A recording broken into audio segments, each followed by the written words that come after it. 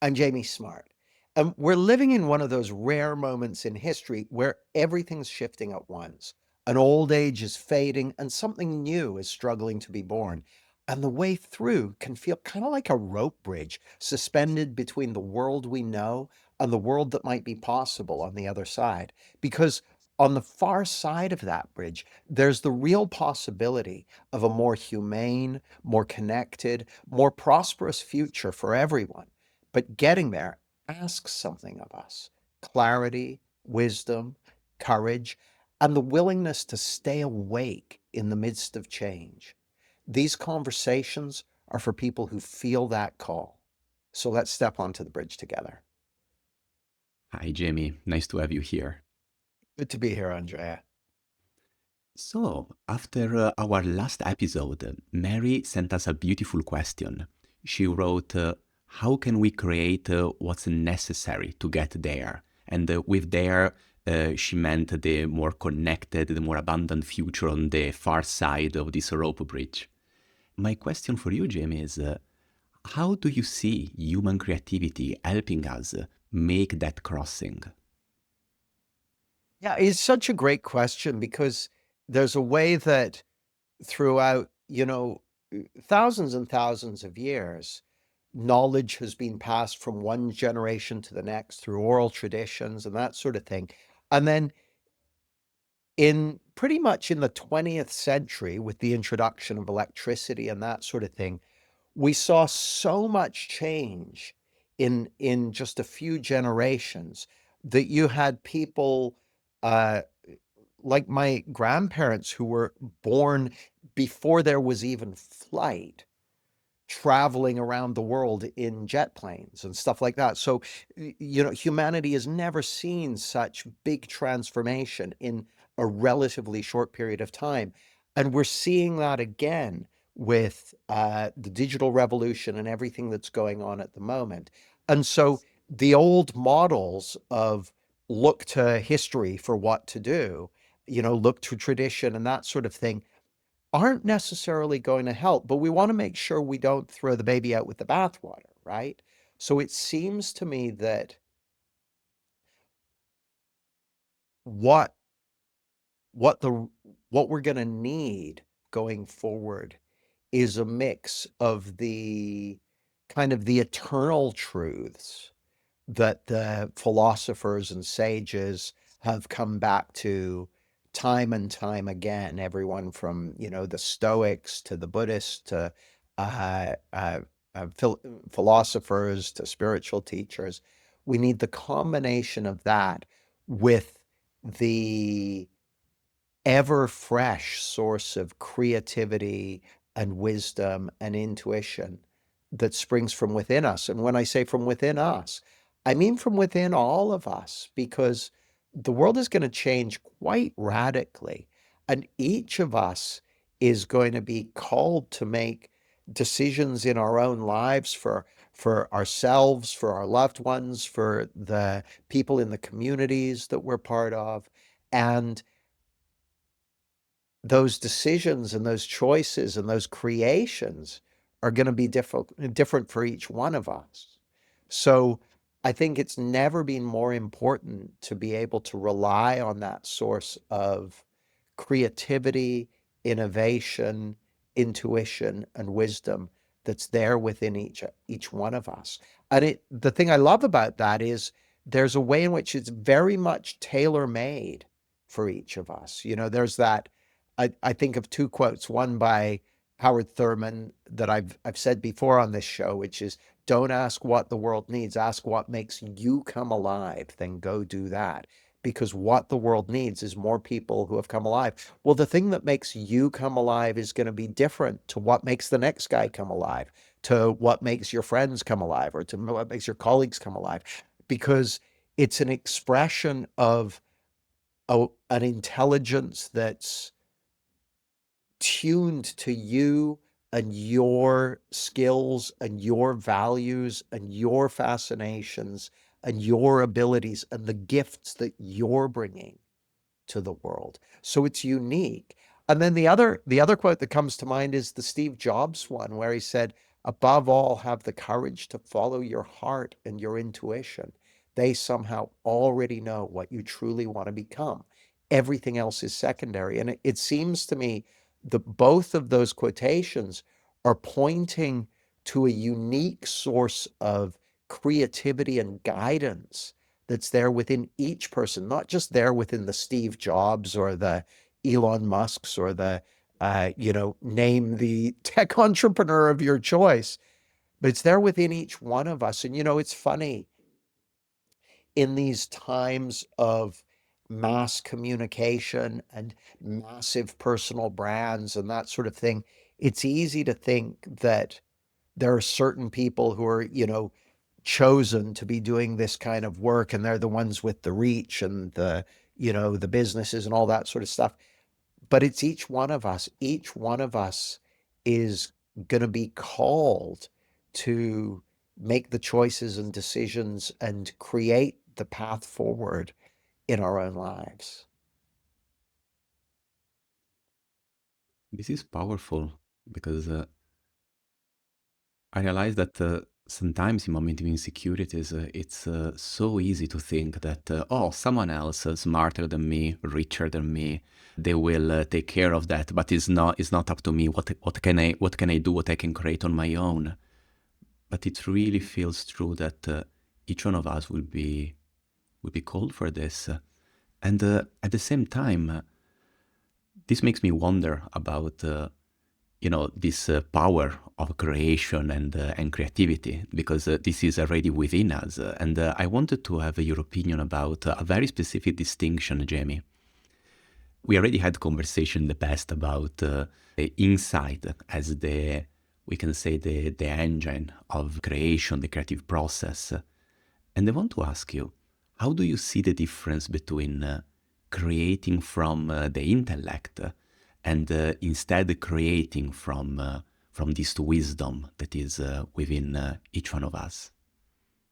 Yeah, it's a beautiful question. And my answer may sound counterintuitive, but my assertion would be that you can't create from the intellect.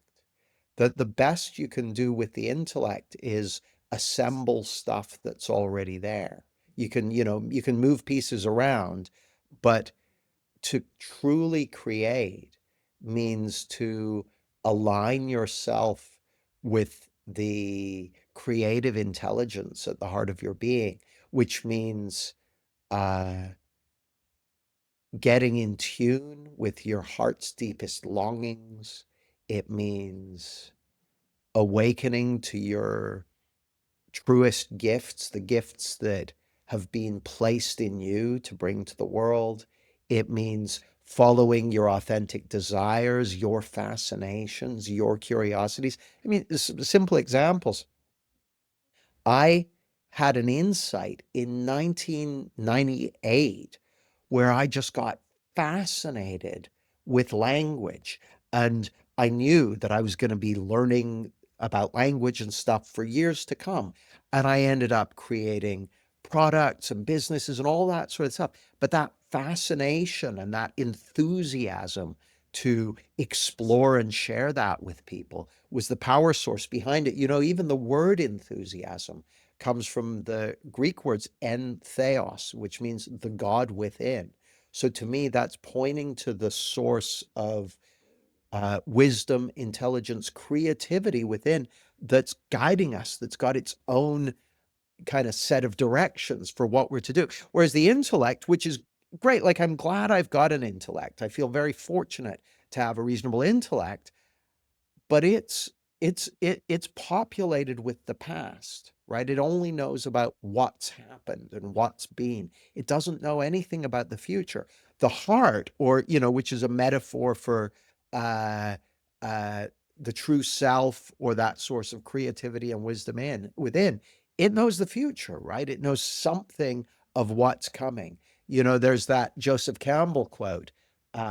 He said, if you can see your path laid out before you, it's not your path, it's someone else's. Your path exists for you and you alone. Well, that's because, like, the intellect loves a path that's already there, But true creativity is creating the path that's new and fresh. And that means relying on insight, relying on your innate creativity, and relying on that mix of authentic desire and fascination and passion that guides it. The risk of stretching a little bit this last metaphor about the path, I see this rope bridge and I see this new abundant future exactly in that way. It's not something that we can already see red in front of us. It's something that we will need to create. And through creation, it's something that is unknown to us. So I love what you said actually, and it hit me. I think I never heard you saying something like this, that creative from the intellect is impossible, because it might look like creation, because I might just think about something that I already know, assemble something else, present it to someone, and get a good reaction. People might say, oh, that sounds like a great idea. But that's not really creation, because I just recycle something old. That time to time might be absolutely the right things to do. But my feeling is that for the new challenges that humanity is in front of, we are required to do something else. We are required to step into the unknown. We are required to be courageous and trust this inner creativity. So, yeah, real creativity, it can only exist in our wisdom, and the intellect just knows about stuff that created in the past. So, I love it. The other thing that occurs to me listening to you, Andrea, is that the path that we create together or individually, that is going to come from creativity. It is going to come from seeing new possibilities as we move forward and then responding to that, often in new ways. I still think it's important to, again, not throw the baby out with the bathwater and stay connected to those deeper, more eternal truths. I once asked one of the AI chatbots, I asked if life were a game, if it were a video game, what would the win conditions be? And the best it could come up with was basically looking at the way human beings are optimized and that sort of thing. So basically, learning and growing was one win condition, and developing relationships with other people, strong, connected, loving relationships. And so I don't want to lose sight of that as we're trying to, you know, step into a more abundant future. Do bear in mind that there are things that we already know that are really important as we move in that direction. I totally agree. And I want to take a moment just to recognize what an amazing use of an AI chat box you just described, like asking such an interesting question and, receiving some really interesting material for, insight. So uh, I want to ask the same question. I want to see if I get the same answer or something else. And since you mentioned, by the way, AI, Jamie, um, there is something connected to creativity here for me, because I think that we are living in a time where the practical side of creativity is changing fast. It's something that I'm experiencing in my daily workflow, and so many people are now using AI tools to brainstorm ideas, and then for the practical part, so to actually build things. And I'd like to know what's your take on that, especially if do you think that the creative process now or in the near future will feel different from how it's been in the past? Or is this something that humanity already knows? It's just a function when we have a new tool, new possibilities, and um, our resources will just use it for what we do best. I think it's a great question, and as I sit here today, it strikes me that on the one hand, I see it being a really powerful tool that people can use to create. And so I see the people who seize it and use it and discover what the limits and edges are of it, it will significantly enhance certain elements and aspects of their creativity. And there are going to be people who find ways to use AI that really um, amplifies or leverages their own creativity. There's another way to use it. I may have used this metaphor before, but uh, I've got parking sensors in my car, which means if you're reversing it, it beeps if you're too close to something. And it's really, really useful, but it turns me into a bad driver if I'm in anyone else's car that doesn't have them. Like all of a sudden it's depleted part of my ability to do that. And so I think there there are many ways people will use AI, but I see these two distinctions. There's going to be the people who are using it to get a a a leveraged effect out collaborating, bringing their own creativity and getting something at a next level. There are going to be other people who are using it as an alternative to their own creativity. And I think if we're using it as an alternative to our own creativity, it's going to have a dulling effect. It's going to weaken those creative muscles, so to speak. Whereas if we're using it to stretch and take our own to still really rely on our own creativity and discover what leverage we can get, I think it can be really powerful. So they I think we need to use care and discernment when we're deciding how we want to interact with AI in the domain of creativity. And I'd encourage everyone to use it in ways that amplify your creativity rather than dull it. And then the other thing that occurs to me is I'm always aware that when we use AI as a thinking partner, for instance, which is one way that people can use it very effectively, there's a way in which we're having the experience of collaborating with a human being, but we're not. And there's always a slight kind of concern for me there that it may be corrupting a data feed that we're not even consciously aware of.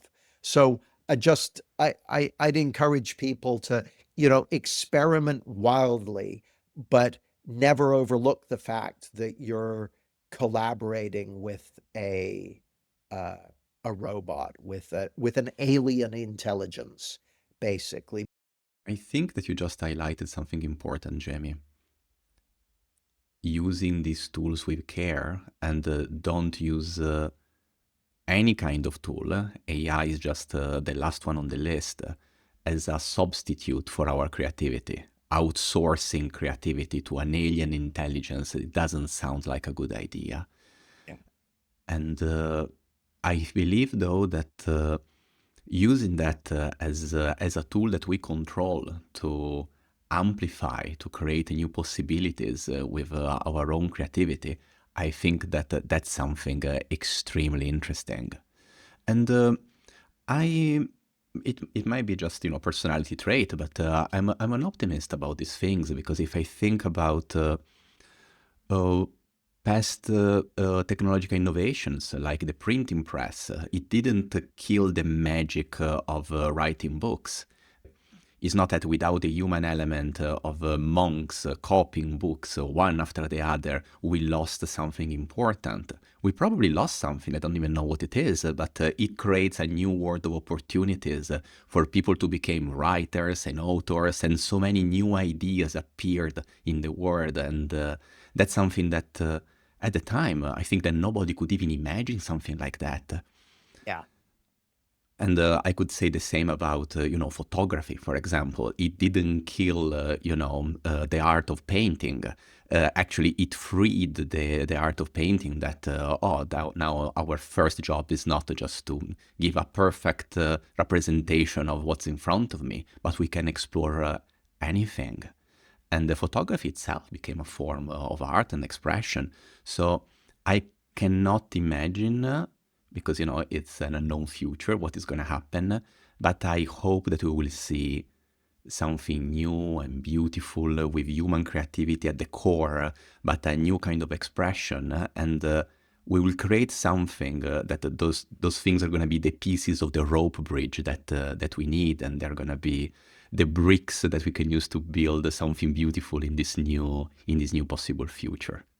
But it raises a very interesting question, which is that, you know, there's a way in which AI is kind of like the Industrial Revolution and kind of like electricity and kind of like photography and kind of like the printing press, but it's kind of its own brand new thing as well. And I love what you're saying about new forms of expression and a new relationship to each other and to the world and all of that. And I'm here for that. I'm also aware of all the ways that it might take the world in a much darker direction, whether it's authoritarianism or techno-feudalism or all the different ways. And so it really seems more important to me than ever that each of us wake up to whatever our role is to play in relation to this. Not that each one of us is going to do a big save the world campaign, but just that there's a wisdom and intelligence within each of us that can give us everything we need to prosper, thrive, and contribute as the world changes in radical ways. Love it. And I'm hearing that as an invitation for me and for everyone who is listening to find that space within themselves and getting in contact with it. I have one last question, and this is a challenging one, Jamie. So brace yourself. I'm braced. And it's this one.